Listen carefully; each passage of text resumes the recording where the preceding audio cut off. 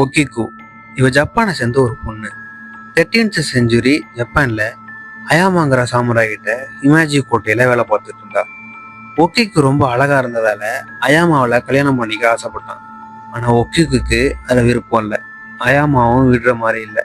கோட்டையில இருந்த ரொம்பவே விலை உயர்ந்த 10 பிளேட்ல ஒரு பிளேட்டை எடுத்து வச்சுட்டு ஒக்கிக்கு கிட்ட பிளேட்டை நீ தான் எடுத்திருக்கன்னு சொல்லி மிரட்டினான். ஒக்கிக்குவும் காணாம போன அந்த பிளேட்டை கோட்டை ஃபுல்லா தேடி பார்க்கறா, கிடைக்கல.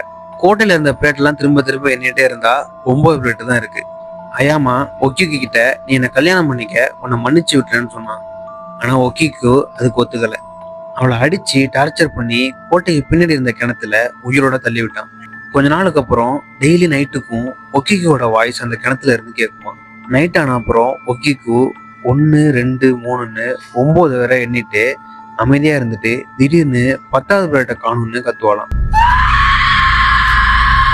இதை கேட்டு அங்க இருந்தவங்க எல்லாம் பயந்து லோக்கல் பிரீஸ்ட் ஒருத்தர அழைச்சிட்டு வந்தாங்க. நம்ம ஊரெல்லாம் எப்படி பேய் விட்டுறதுக்கு சாமியா இருப்பாங்களோ அந்த மாதிரி அங்க பிரீஸ்ட் இருப்பாங்க. அன்னைக்கு நைட்டும் ஒக்கிக்கோட வாய்ஸ் கேக்குது. 1 2ன்னு எண்ண ஆரம்பிக்கிறா. 9ன்னு சொல்லி முடிச்சதும் 10வது பிளேட் இங்கதான் இருக்குன்னு சொல்லி ஒரு பிளேட் அந்த பிரீஸ்ட் கிணத்துக்குள்ள போட்டாரு. அதுக்கப்புறம் ஒக்கிக்கோட குரல் அந்த கிணத்துல எப்பவும் கேட்கல. இப்பவும் ஜப்பான்ல ஹிமாஜி காஷ்மீர்ல அந்த கிணறு இருக்கு. அந்த கிணத்துல போயிட்டு ரொம்ப நேரம் எட்டி பாத்தீங்கன்னா நீங்க தான் அந்த பிளேட் எடுத்தீங்கன்னு ஒக்கிக்கு உங்களை உள்ள எடுத்துட்டு போயிடணும்னு நம்புறாங்க. வேணும்னா போயிட்டு ட்ரை பண்ணி பாருங்க.